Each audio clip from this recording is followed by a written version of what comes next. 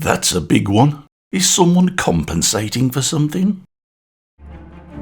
Biff, pow, zap, clunk, clunk, ouchie. Hey guys. If you've been around here a while, you'll know that I don't just review 3D printers, I get a real kick out of designing stuff to print on them as well. I've made some strange things like axes, trebuchets, onagers, and orcs with questionable habits. But a few months ago, I got drawn into something different, something bigger. This is the Tower of Portals, my tallest, most ambitious terrain piece yet. It stands around 675mm tall, which for those who aren't good with metric is a teensy bit taller than 674mm. It's actually designed for painters, D&D players, and anyone who wants an excuse to say casually, "What, that massive thing on the shelf? Yeah, I printed that." Designed entirely for FDM printers, because I was high on resin fumes at the time, each level stacks neatly upon the last, and amazingly, there's 7 of them, one for each tooth in my wife's head. Much like my Manage now, the base level is rocky, with stairs climbing upwards as they so often do. If you don't like the direction of the stairs, just mirror this part in the slicer, and it still fits, merging invisibly into the rocks, if you squint a bit and turn the lights off. Next we have the first floor, with large ominous doors that seem to scream out, "Do you really want to open these?" But luckily, they actually don't. There's decorative columns that blend into the stairs, and gargoyles that look absolutely nothing like my orcs, which of course totally proves that I'm not a two-dimensional talentless designer. Fortunately, they're attached, like most things in this build, with either printable studs or magnets, so you can easily swap them out for an acorn or an orb. From within, we can see the other side of the door, which I have to admit isn't all that surprising really. However, there's hexagonal tiled floors for that perfect 1-inch 28mm gameplay. There aren't any stairs in the rooms that follow, partly because they take up too much space, but mostly because they were too difficult for me to make. So opposing the doorway is a portal. Pause for dramatic effect. Oh sorry, I was just reading the script there. Behind the portal is a thin card slot, designed so you can swap in different inserts.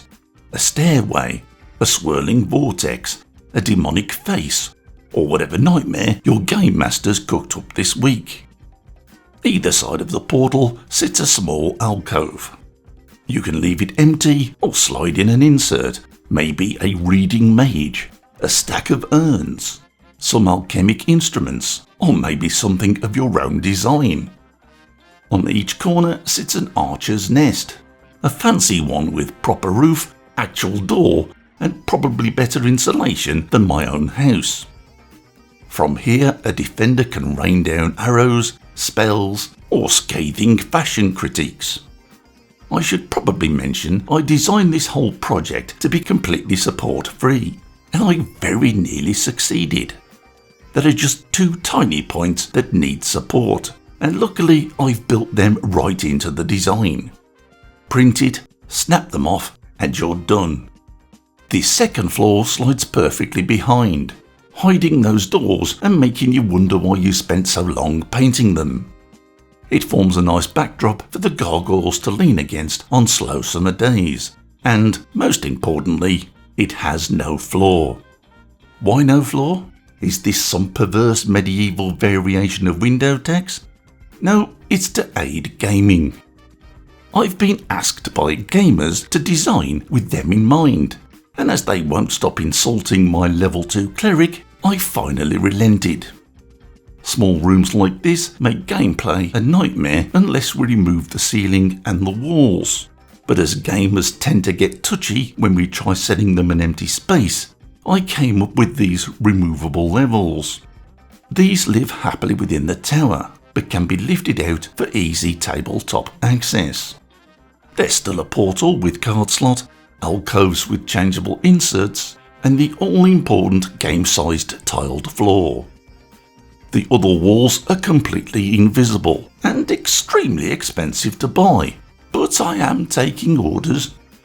The next floor adds a fancy Gothic window that cost me 2 nervous breakdowns to get right. This level also starts to add those all-important sidey bits. You know, those weird offshoots that protrude from every mage's tower and are compulsory under Gameland architectural guidelines. No one really knows what they are or what they're called, but they do look cool. I decided against upsetting those cleric-degrading sons of gamers by adding symbols to the various pieces. That way, unlike the innocents on their wedding night, you'll know exactly where everything goes. And so it goes on, level after level, ending with this gloriously tall spire and more doors that, this time, aren't quite as hidden.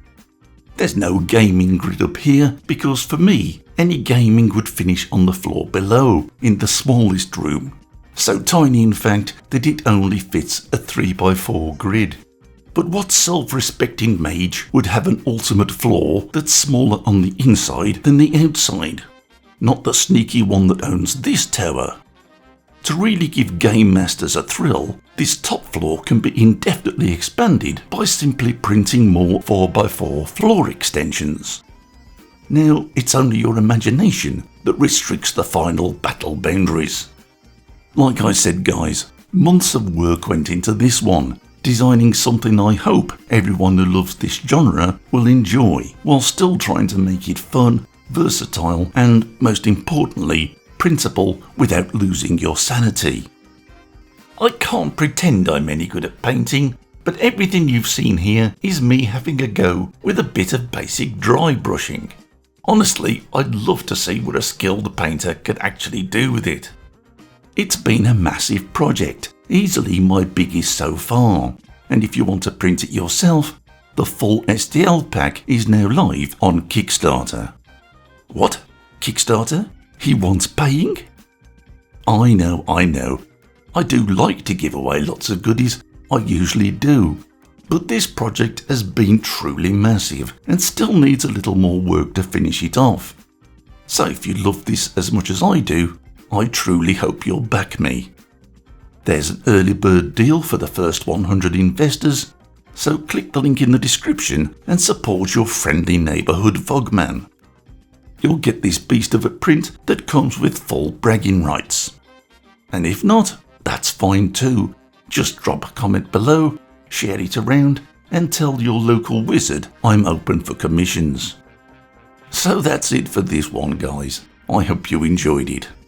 Happy printing and thanks for watching.